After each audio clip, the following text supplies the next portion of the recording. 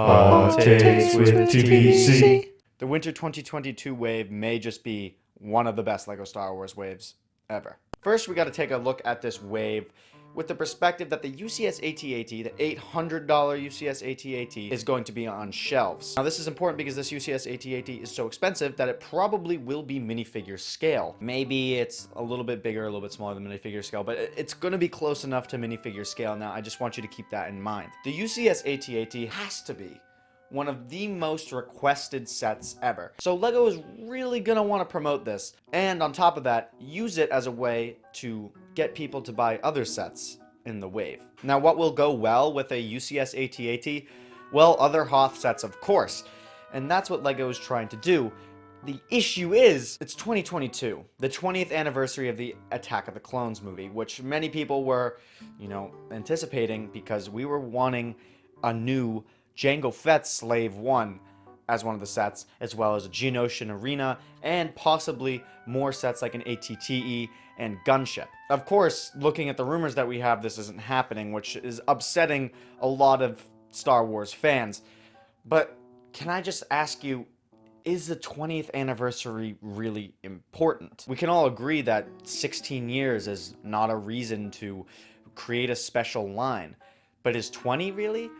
When I think of anniversaries, I think of a 10-year anniversary, a 25-year anniversary, and a 50-year anniversary. 20 years is not really in there, nor is 30 or 40 years. Those are just kind of in between. Yes, they're cool milestones, but they don't deserve a really expansive wave like 10, 25, or even 50. Now, I'm a massive hypocrite. I'll say that straight up. On many streams in 2021, I constantly said, oh yeah, they better do a Jango Fett's Slave 1 for the 20th anniversary of Attack of the Clones. They better do a Geonosian Arena. They better do an ATTE. They better do this, that, and whatever set that's from that movie. But now I kind of realize that the 20th anniversary isn't that big of a deal. Think about it. A 25-year anniversary is a quarter of a century. That is a way bigger milestone than a 20-year anniversary, and that's going to be in 5 years. LEGO isn't going to be doing yet another full Episode 2 Attack of the Clones wave 5 years after they do one for the 20th anniversary. That's just not how it's going to work. And then what? For the 30th, they're supposed to do another one 5 years later? It doesn't make sense. 25 years is the proper anniversary to do a full Episode 2 wave. Now put yourself in LEGO's shoes here. On one hand, you have the 20th anniversary of a movie. It's not that big of an anniversary, but it still is an anniversary in some respects. So you could do a full wave pertaining to that film. However, on the other hand, you have an $800 UCS AT-AT, tied for the most expensive LEGO Star Wars set ever. Not only that, but it is one of the most wanted and anticipated sets ever since the Ultimate Collector series came out, and during the duration of the Ultimate Collector series, it has been one of the most requested UCS sets. And now we're finally getting it. So obviously, with all the hype around that UCS set, you're gonna wanna build a wave to support it. And I think that's exactly what LEGO decided to do, looking at the rumor list for 2022 Winter Wave. Start off, we're getting a $20 Hoth Battle Pack, 3 Snowtroopers and 1 Hoth Scout Trooper, which I've never heard of. If you have minifigure scale AT-ATs on shelves, then you're gonna want to have minifigures to go with them. And $20 in comparison to the $800 set is minuscule. Plenty of people, when they buy the UCS AT-AT, will be like, oh, I mean, it can't really hurt to buy another 1 or 2 battle packs so I can have an army go along with this massive display piece. It's a genius move that will probably make them lots of money, but they went even beyond that. They made a Hoth AT-ST, and it's very, very important that it's a Hoth one. It's not just an AT-ST from whatever, Return of the Jedi, because it's going with the AT-AT. And what's also very important about this set is it's not just some AT-ST, it's a $60 18 plus AT-ST. In a video I made about 2 months ago titled LEGO's Having an Identity Crisis, I talk about how I believe LEGO should be making more collector's sets that don't have any minifigures in them at all that drive up the price, but build a more accurate and displayable set. I think that the $60 Hoth AT-ST is going to be that set.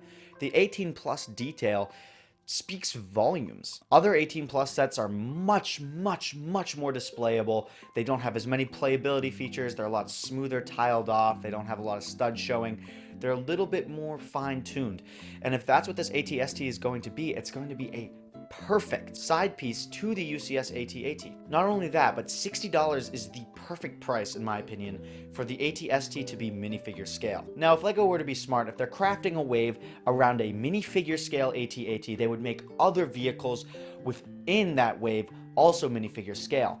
And that's exactly why I think the AT-ST has this 18 plus distinction and its high price. If we take a look at the AT-ST from the set of Star Wars Episode 6, we can see that it's not much bigger than a human, not to the scale at least of an AT-AT. So $60 is a perfectly attainable price range for a minifigure scale, well-detailed AT-ST, and it would just be a stroke of genius on LEGO's part if they actually made one alongside a minifigure scale, highly detailed UCS AT-AT. So in combination with that Imperial Hoth Battle Pack and the $60 18 plus possibly minifigure scale AT-ST, this might be one of the best Hoth waves we have ever received.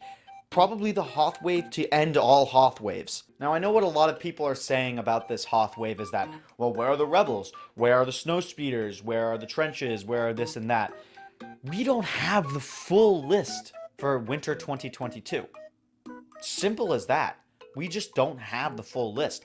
There very, very well could be a snow speeder on that list. This might just have a lot of personal bias because I truly, truly do love Hoth.